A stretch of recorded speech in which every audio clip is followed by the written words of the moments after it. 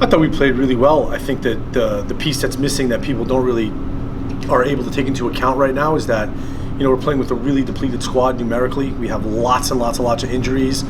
It's been hard going to kind of try to complete 90 minutes. And I thought that, we created some opportunities.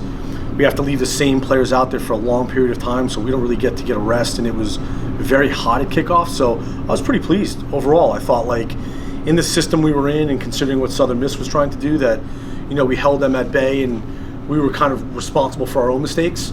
But we're playing better in each game, and I thought the Southern Miss was the third game in a row that we've stepped up and played better. When you hold a team like Southern Miss to 2 goals in the game, do you feel like this helps your team with confidence moving forward? Well, I think anytime you don't give up a boatload of goals, you're going to feel a bit better.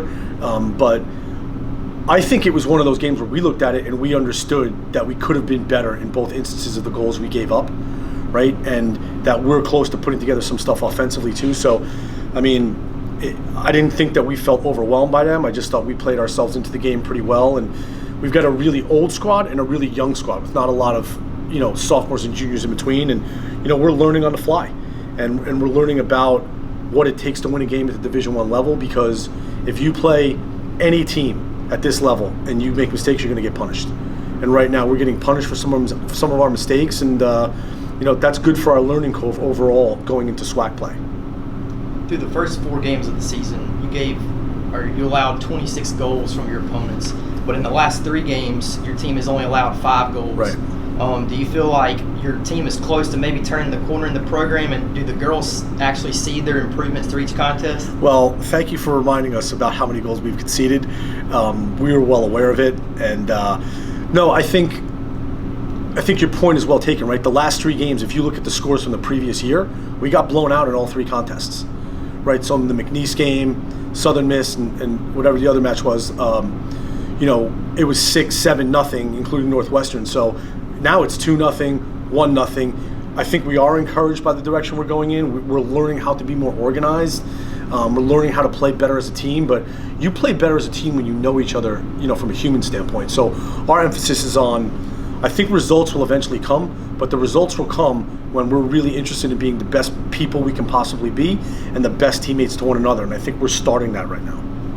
You've played a lot of tough non-conference games against teams like Arkansas State and Southern Miss. So do these non-conference games help prepare you for SWAC play, especially starting next week with Howard? Yeah, no doubt. I think we've played one of the toughest non-conference schedules, in the league. I know other teams have played some pretty tough teams as well, but it's going to be a little bit stylistically different when we go into some SWAC matches. But the thing that I think people need to realize is the SWAC is vastly improved. A lot of dedicated coaches, a lot of people out there doing their jobs recruiting-wise, and the SWAC in 2019 is not the SWAC that it was in 2012 or 2011. So I think there's a misperception that once you get to SWAC play, the level dips off dramatically. I don't really think that's the case. I think they're very, very intense matches, but everything's geared around, can we make less mistakes than the other team? So I think from a preparation standpoint, the teams that we've played have been fantastic preparation for the matches we're going to go into. So we mentioned that the last couple of games there's definitely been fewer goals given up. Have you been pleased with your team's overall progression, and just who are some players that you've been really pleased with so far through the first 7 games? I'm pleased with our progression in the sense that I think we're at a stage where we're interested in being better people, because remember, we're really only in 6 weeks of a brand new culture. If you look at our spring last year, we only had 5 or 6 in training. We weren't able to play a spring match, right? So our older players are playing in the first matches in almost a year, right? So it takes time to get match rhythm and those kinds of things. I like where we're going in the sense that we're trying to build off real principles: respect, honor, trust, understanding that people come from different walks of life. And I think we're doing a good job of addressing that right now. And yeah, we've had a lot of players play well, but I'd rather not name them, because what I'm trying to do right now is make sure we're focusing on the entire team and not specific individuals. Are we pleased with where some players are that are young and old? Yes, we are. But our thing right now is all about the team, all about the group, all about going, if I play a great game and I'm on the field and the 10 other players with me don't, we're still losing that game, right? And the whole thing's going to be about, if we bring on negativity to the team, or we're not interested in being better people, the program won't stand for what it needs to stand for. So that's really our focus right now. Let's shift gears towards this weekend. You've got a big home matchup this Sunday at 1 p.m. against North Alabama. It's the final non-conference game before you start SWAC play. Just talk a little bit about that matchup and just what you've seen from film. Well, number one will be at home. I was disappointed last time that we couldn't produce a win when we were home against Northwestern, because I want the JSU community and JSU alumni and people in the community to see that we have a team that's growing and learning, and that for them to be proud of. And so it was disappointing not to get a win, although I thought that it was a well-supported game and a lot of people came from a lot of different teams and administrators, and that was fantastic. UNA, I don't think their record reflects how good they are. I think they're a better team than their record reflects. They have a couple of good players that are going to cause some problems. They're good at trying to counterattack. They want to kind of push what they do offensively through a couple of different people, but we're going to be well prepared for that. And they're in a situation where they're going to want to win. We're going to want to win. I think it's going to make for a really hot contest.